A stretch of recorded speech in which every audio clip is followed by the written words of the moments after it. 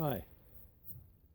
Well, today I come out here to double check the sights on my crossbow. Let me set this down. In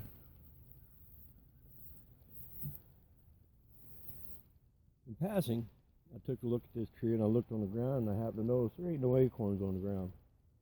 Now, all the other oak trees, white oaks especially, they've already dropped their acorns. The hybrids I have up through there, this one next to the chicken coop, which by the way, that was a massive amount of acorns that tree had dropped.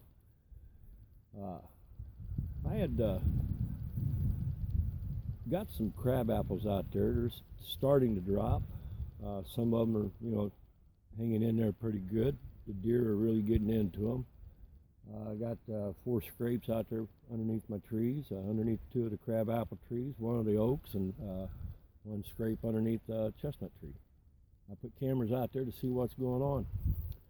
That being said, I've posted this tree before. Now this tree is a hybrid oak tree. It's called a bodacious burr, come out of Michigan from Morse Nursery. It's one of my favorite trees I've planted. I love the shape of it. I love how it's grown. But for some odd reason, as you can see, acorns are still hanging in there. I don't know if you can see them from that distance or not, but there's another one there. One right there, one right there. Whoops, 2 of them right there. 2 of them all up through there. That tree is hanging on to acorns later than all the other oak trees. I got 4 of these particular varieties of oak. And I had another one out back. It produced acorns as well. We got the cat coming in here aggravating. And that one right there, the acorns aren't in it, but I've been harvesting all the acorns out of that tree for germination reasons. Plus I mailed a group of them out west to an individual to try his hand to germinate them. But anyways, that's pretty late for an oak tree to hang on in there. And as you can see, shaking that limb and it's still hanging in there. So that's good late time to gotta get her out of here before she gets into my crossbow. Go on now.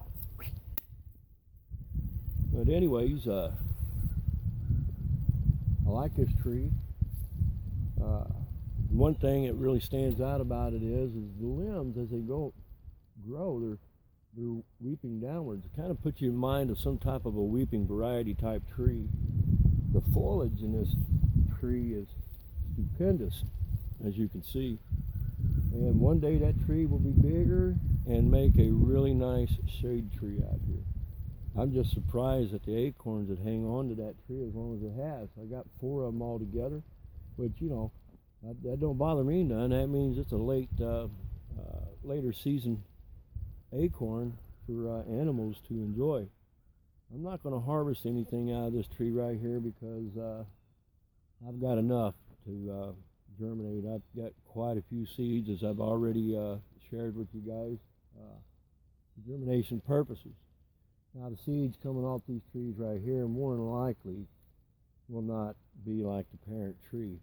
However, there is one thing I am going to try next spring. I'm going to try my hand at something they called layering. I'm going to try and do some layer starts off these trees. Some of the trees I have on the property, the crab apples, I have 1 crab apple out there that I'm very, very pleased with.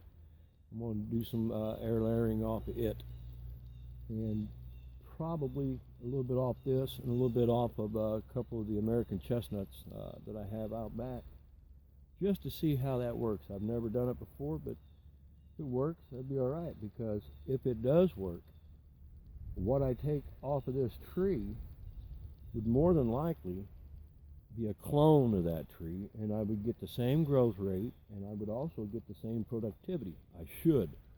That being said, only time will tell. Anyways,